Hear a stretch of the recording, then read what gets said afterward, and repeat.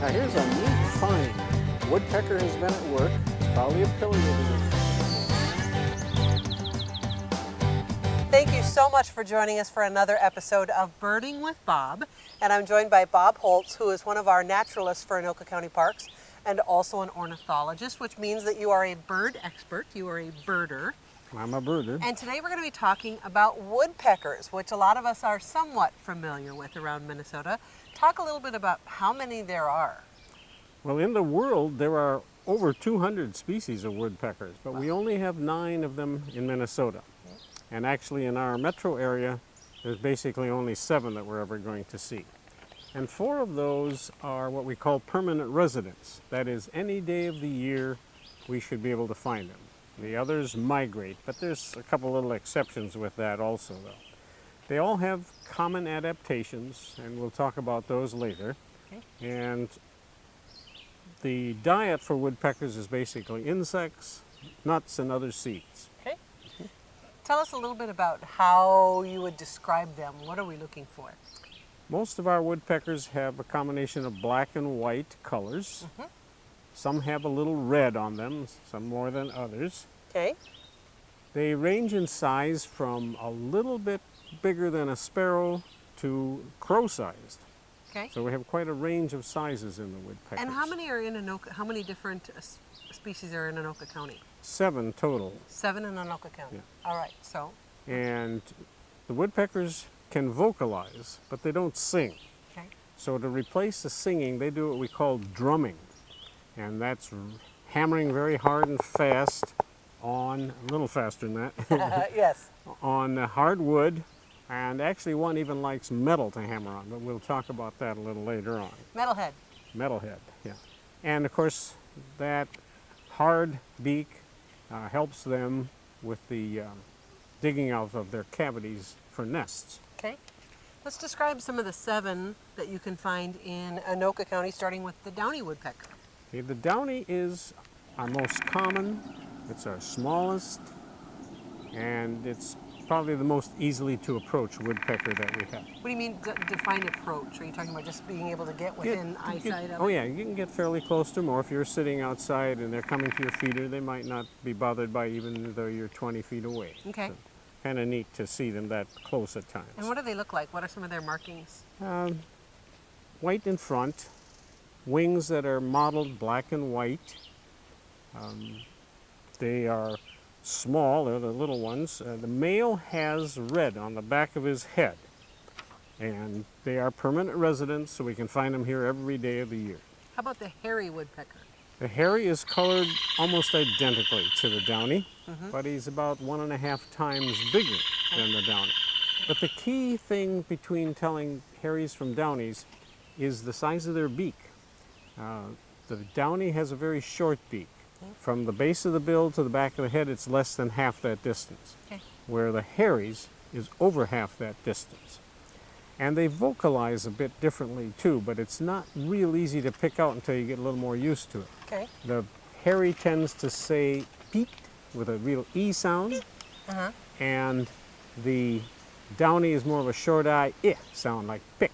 Okay. So that helps you tell them too when you cannot see them. A very common one, the red-headed woodpecker. Very uncommon, actually. Uncommon. Yeah, used to be very common. It's a woodpecker with the only one, I should say, that has an all-red head, black and white mottled wings, not mottled, black and white distinct shading areas. They are colored alike, so you can't tell males from females just from looking at them. And as I said, uncommon. When I grew up on farms as a kid, they were all over the place every summer. Now, they're localized only. And the metro, Anoka County in particular, has the advantage of having the Minnesota's research station up in the northern part of the county. And there's one section there where they are fairly common. But finding them is a little more difficult unless you know where that area is. So I'd recommend, if anybody wants to go there and really find them, the best bet would be to call the research station Okay. at 763-434-5131. And that's the University of Minnesota's Cedar Creek Research Area. And the number again is 763-434-5131. Right. How about the red bellies? Red bellies is almost a misnamed woodpecker. Often people see it and say, oh, I saw a red-headed woodpecker, because there's a fair amount of red on the head, particularly on the male. The red comes all the way down to the bill, and the female has a gray cap. The red belly has a white belly, actually, and if you had it close up, you'd see a little pinkish area. Okay. So it's You not have to be pretty close. easy for people to make the connection in all cases, you know.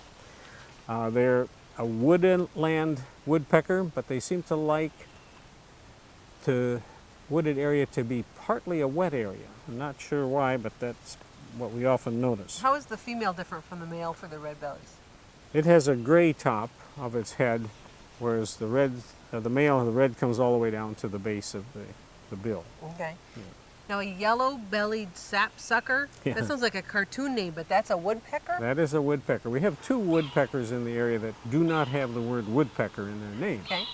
And it's a very appropriately named bird because it has that tinge of yellow on the belly, and it does suck sap. Huh. It goes around tree trunks and makes little holes, usually in concentric rings, and comes back later to drink the sap, but before it drinks it, it usually eats any of the insects that have been attracted to it also. So, Huh, interesting. Talk about some of the distinguishing marks for the yellow-bellied sapsuckers. the thing that separates males from females is they both have red on the forehead, but he also has a red throat. And a yellow belly? Not really yellow. Just a, Yeah, okay. tinge there. He's also the one that likes drumming on the metal. Oh, really? Yeah, the metal apparently really helps the sound to carry, and that helps them because the two things they are doing with the drumming is just like the other birds singing. Is one, it's telling any other male sapsucker, stay out of here, this is my area. And also the females then know he's there. Okay. So that's a very interesting bird. And another one that doesn't have woodpecker in the name is the northern flicker. Northern flicker, right. They used to be, if anybody's familiar with old names, this was usually called the yellow-shafted flicker. They have a black and brown barring on the back, a buffy spotted breast with a black necklace on there. And when they fly away, you see a very distinct white rump patch.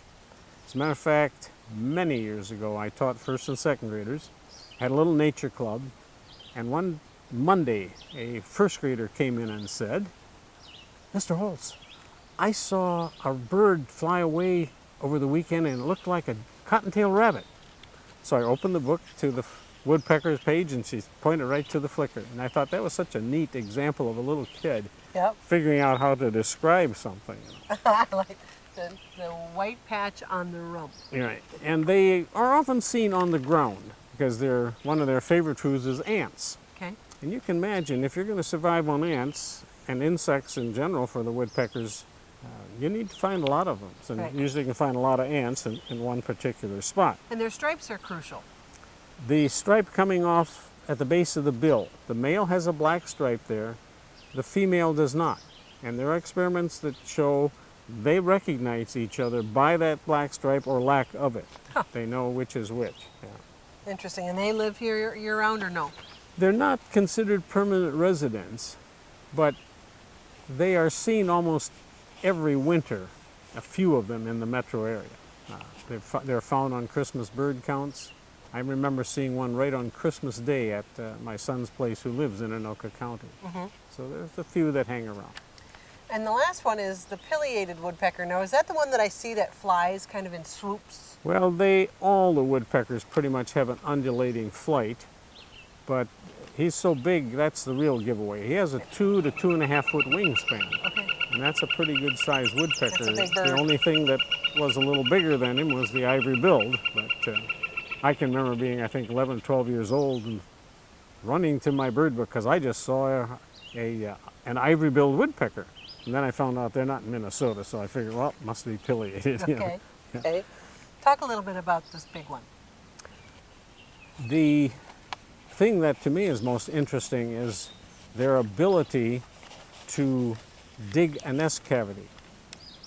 First of all, when they're drumming, it's always like others. They like to drum on something hard, and they like to build a nest in a hard cavity. And I have seen pileated woodpeckers use a telephone pole for a nest cavity. Imagine how strong they are. He has to go a few inches in with a good-sized hole and down 12 to 18 inches. So that takes a lot of work. And in addition, they like carpenter ants for lunch. And so they find a dead tree trunk and find it with ants in there. And I've seen them dig out a vertical trough, 4 to 6 inches wide, 4 or 5 inches deep, and 20 or more feet long. Wow, So, that's persistence. Persistence, and apparently there were a lot of ants in there too when they do that. But again, a woodpecker that size, living on ants, he needs to really find some things to work with. And they're permanent? They are permanent residents, so that's the 4 permanent residents we have: downy, hairy, red-bellied, and the pileated. Amazing. Now they adapt. Talk about some of the adaptations of these woodpeckers. These are things that make them all pretty much alike, and they are things that either are a body structure or something they do behaviorally, and it helps them survive. Okay. They have 4 toes, 2 pointing forward, 2 on the back, Okay. and that helps them climb or hitch down tree trunks. In addition, they have stiff tail feathers, and so that helps prop them up when they're hanging on the side of a tree trunk. Okay. They have this sharp, strong, pointed bill, so it helps them dig out insects and also to build their nest cavities. For doing that, they also tend to have a thick skull and very strong neck muscles, because that drumming is done very rapidly, and of course the digging takes some real hard wax. They also have feathers that are kind of bristly over their nostrils. That's ingenious. Yeah, to keep out the sawdust, apparently. So you don't have sneezing woodpeckers. Right. And finally, they tend to have a long tongue Really? that's even barbed for digging out insects. But if that tongue goes out a couple inches, and then you're going to pull it back in, it's got to have some place to go then out in the back of your mouth, in front of the throat, or you'd gag. Right. So their bill goes back and up over the head and back. I said bill, their tongue does that. So it comes back into the mouth and back up through a nostril and over the top of the head to the back. Really? It's a stretchy thing in the back part, yeah. Yeah. Very interesting birds. So I'd encourage people, get out, have a look at the woodpeckers in your area, because I guarantee you have some woodpeckers in your area, and you'll find them very interesting to watch. Yeah. Good birding to you. Yes. Thank you so much, Bob. Appreciate it. More Birding with Bob is coming your way.